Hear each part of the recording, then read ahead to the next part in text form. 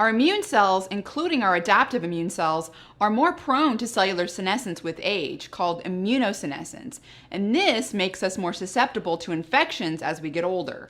The adaptive immune response is the second immune strategy that our bodies employ and is in contrast to the innate immune response, which is less specific.